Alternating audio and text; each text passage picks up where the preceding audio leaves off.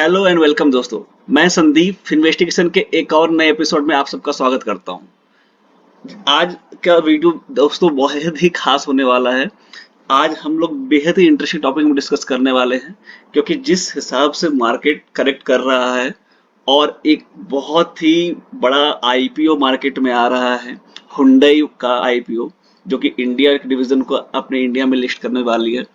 तो इस टॉपिक से रिलेटेड इर्द गिर्द एक काफी इंटरेस्टिंग वीडियो होने वाला है, जिसका टॉपिक रहेगा, जी हाँ दोस्तों, मार्केट करेक्शन का connection after the largest IPO hit in the market. तो अगर आप पिछले कई वर्षों में मार्केट में बड़े बड़े जब आईपीओ का नाम लेंगे, तो सबसे पहले उसमें रिलायंस पावर का नाम आएगा, फिर जनरल इंश्योरेंस रहता है, कोल इंडिया है, एलआईसी है, पेटीएम है और अब हुंडई।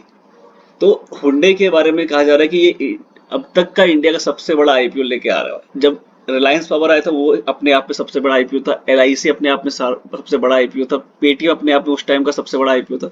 तो क्या होता है निफ्टी 50 के साथ, सेंसेक्स के साथ, जब मार्केट में बड़े बड़े आईपीओ फंड रेजिंग के लिए आते हैं और उससे हमारा क्या इम्पैक्ट पड़ता है शेयर बाजार में, आइए आज की वीडियो में हम देखते हैं। तो सबसे पहले जानने के लिए हम एक डेटा पे जाते हैं, और डेटा हमने चैट जीपीटी से निकाला है कि इसमें अगर आप डेटा को ध्यान से देख पा रहे होंगे तो यहाँ पे आप देख रहे होंगे कि टॉप 5 आईपीओज हमने डेटा में मांगा है कि एलआईसी का इशू साइज कितना था, उस आईपीओ का इशू प्राइस कितना था, लिस्टिंग किस डेट को हुई, और लिस्टिंग के बाद जो एक्चुअल में जो इशू प्राइस था उससे हमें गेन हुआ या लॉस हुआ, और निफ्टी उसके बाद कैसा रिएक्ट किया, कितने दिनों के बाद वो रिएक्शन हुआ, ये सारा इस कॉलम में है। तो स्टार्ट एकदम बेसिक शुरू से करते हैं।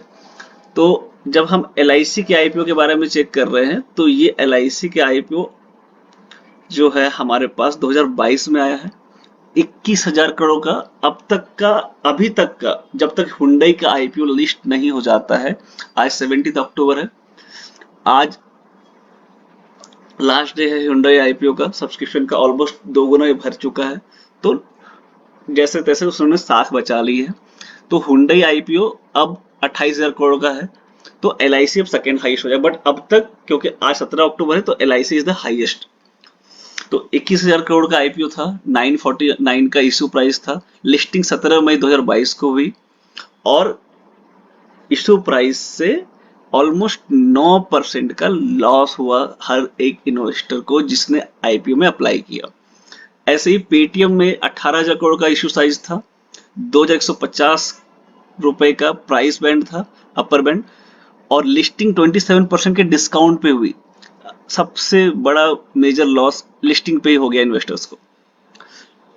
कोल इंडिया 12% का गेन दिया था, 245 का इशू प्राइस था, 275 पे ओपन हुआ था। रिलायंस पावर में 17% का again loss. General insurance corporation में भी 6% का लिस्टिंग लॉस हुआ था। गेन किसी में नहीं हुआ एक्सेप्ट कोल इंडिया, जहां पे 12% का हमें रिटर्न देखने को मिला था। तो एक तो ये हो गया पॉइंट क्लियर कि बड़े बड़े आईपीओ में फोमो में इन्वेस्ट नहीं करना चाहिए, क्योंकि वो वैल्यूएशन के हिसाब से थोड़े ज्यादा महंगे होते हैं, बुल रन के पीक पे आ रहे होते हैं, तो उस टाइम पे हमें लिस्टिंग गेन होने के चांसेस ना के बराबर हो जाते हैं, क्योंकि बहुत बड़ा साइज का होता है तो हर किसी को लॉट में मिलने के चांसेस बहुत ज्यादा होते हैं। लेकिन आज का टॉपिक ये नहीं है, ये तो हम सबको पता है कि जब बड़े बड़े आईपीओ आते हैं तो थोड़ा बहुत प्रॉब्लम आता ही आता है। मैं इस रिसर्च को एक लेवल आगे लेके गया हूं।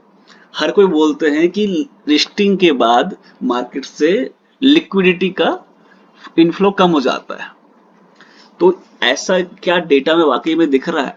तो हमने चैट जीपीटी से ये पता करने की कोशिश की कि आखिर कितने दिनों के बाद मार्केट करेक्ट होता है, और करेक्ट होता है तो ऑन एन एवरेज कितने परसेंट तक करेक्ट हो सकता है। तो जो डेटा आया बिल्कुल ही शॉकिंग डेटा था।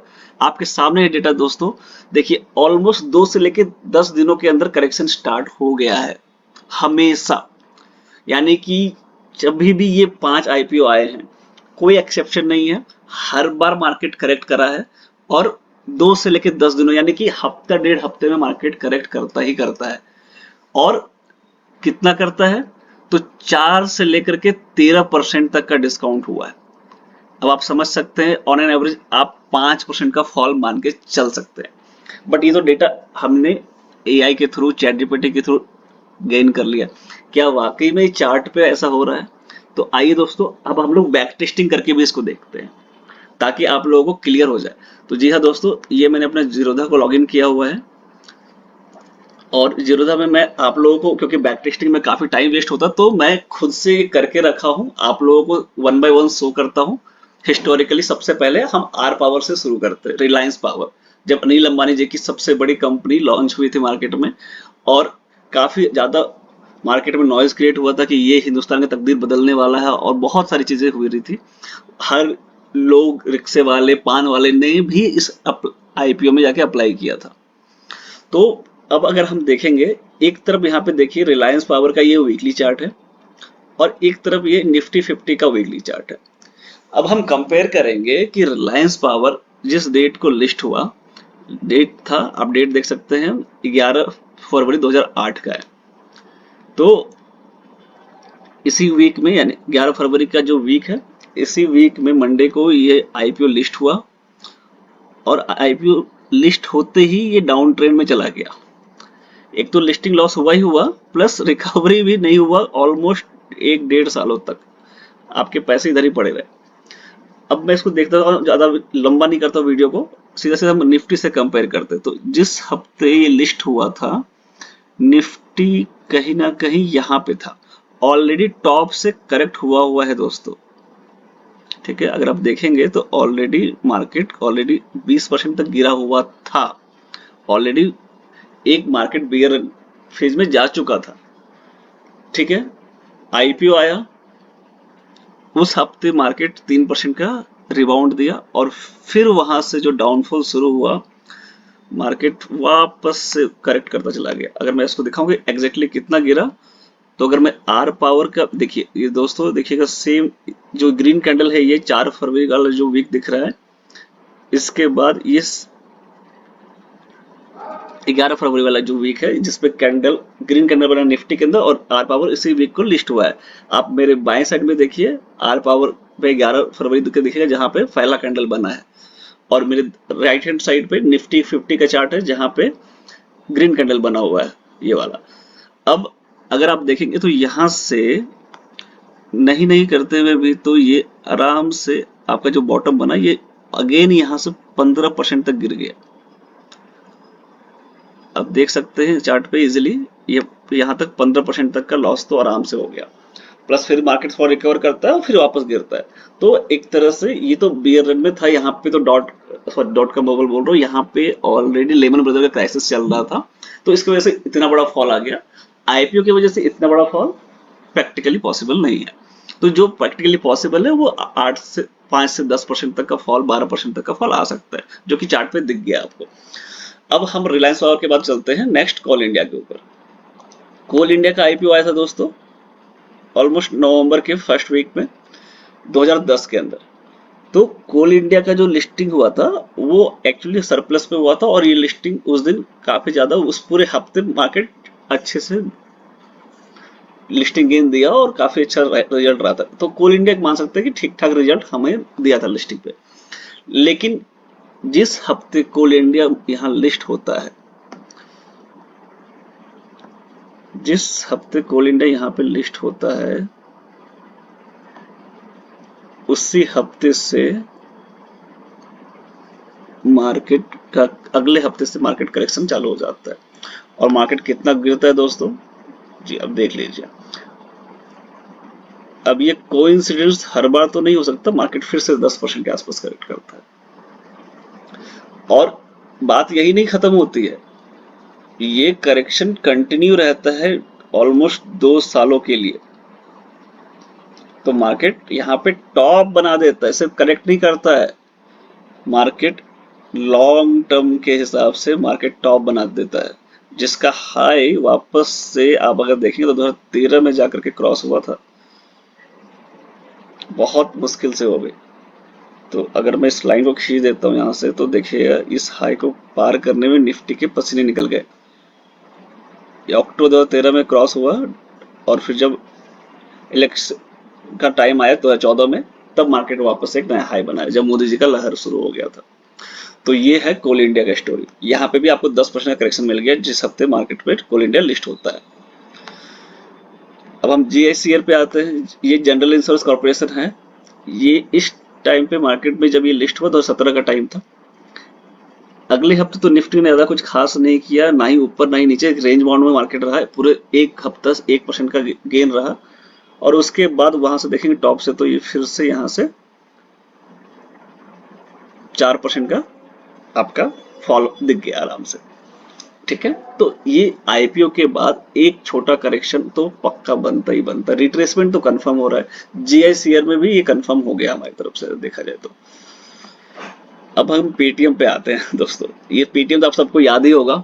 अभी रिसेंटली का आईपीओ है, कोविड के टाइम पे 2021 में जब ये आईपीओ आया था, आते ही मार्केट ऑलरेडी पहले से 2 हफ्ते से करेक्ट कर रहा था, थोड़ा सा रिबाउंड लिया था, लेकिन जैसे ही पेटीएम पे आया, और ये देखिए दोस्तों, मार्केट फिर से ऑलमोस्ट आपका जब देखेगा तो 10% तक गिर चुका है। ये बॉटम यहाँ पे बना है आपका। ठीक है, और फिर मार्केट फिर से वही साइडवेज करेक्शन पे चला गया। मार्केट फिर गिरता रहा और करेक्शन पे रहा। मार्केट यहाँ पे भी टॉप बना दिया है आपको। तो ऐसा नहीं है कि मार्केट का उसके बाद फिर आपका, ऐसा नहीं है कि मार्केट फिर वापस रिकवर सडनली कर गया, नहीं, मार्केट टॉप बना दिया वहां पे, और काफी लंबे तक कंसोलिडेट कर रहा है। अब इसके कुछ दिनों बाद ही एलआईसी का आईपीओ आया था। ये पेटीएम हमारे 2021 में आया, तो एलआईसी आई थिंक 2022 के आसपास आ गया था, स्टार्टिंग में ही आपका मई के मंथ में। तो जब मई के मंथ में आईपीओ आया, ऑलरेडी मार्केट करेक्शन फेज में ही था। पेटीएम का आईपीओ भी यहाँ कहीं पे आया था। इसके बाद मार्केट एक टर्न मारता है, फिर नीचे आता है, और इधर रशिया यूक्रेन भी शुरू हो जाता है, तो मार्केट एक डाउन ट्रेंड में ऑलरेडी रहता है। लेकिन जब ये लिस्ट होता है, आई थिंक यहाँ कहीं पे लिस्ट होना चाहिए। जी हाँ दोस्तों, इस हफ्ते 16 मई वाले वीक पे ये लिस्ट होता है, एलआईसी कॉर्पोरेशन ऑफ इंडिया। 10 दिनों तक, यानी कि 1.5-2 हफ्ते तक ये रैली रहता है, और उसके बाद फिर से एक बड़ा फॉल आता है, और फॉल आता है ऑलमोस्ट 8 से 9% का। यहाँ पे मार्केट फिर ज्यादा साइडवेज करेक्शन में, क्योंकि ऑलरेडी मार्केट करेक्ट कर रहा था, तो फिर यहाँ से मार्केट चला गया ऊपर की तरफ, और यहाँ पे आप वापस से रीइन्वेस्ट कर सकते थे। तो पॉइंट ऑफ डिस्कशन ये है कि बड़े आईपीओ से पैसे निकलते हैं, शेयर मार्केट से ही निकलते हैं, क्योंकि पैसा उतना ही है, मार्केट से लिक्विडिटी निकलता है, और उसके बाद मार्केट टॉप बनाने की कोशिश करता है कहीं ना कहीं, या फिर मार्केट करेक्ट तो 100% हो रहा है। तो क्या दोस्तों, हुंडई की आईपीओ के बाद ऐसा कुछ होगा? आज का मार्केट अगर देखिए तो मार्केट ऑलरेडी बहुत ज्यादा करेक्ट कर चुका है। ठीक है, 5% ऑलरेडी गिर चुका है। अगर आप देखेंगे तो 5% ऑलरेडी गिरा पड़ा है। अगर अब मैं इसका नया सपोर्ट ढूंढने के लिए जाऊं, तो ऑलमोस्ट आपका नहीं नहीं भी तो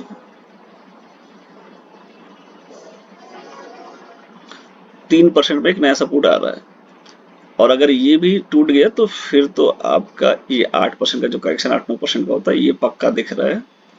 तो चांसेस है कि 3% तक में मार्केट रुक जाए, और फिर यहाँ से रिबाउंड ले ले, जो कि 24,000 के आसपास का लेवल आता है हुंडई के आईपीओ के बाद। अगर ऐसा होता तो बहुत अच्छा रहेगा। अदरवाइज हिस्टोरिकल जो डेटा बता रहा है वो शायद यहाँ तक भी आने का चांसेस हो सकता है, किसी चीज की गारंटी नहीं है।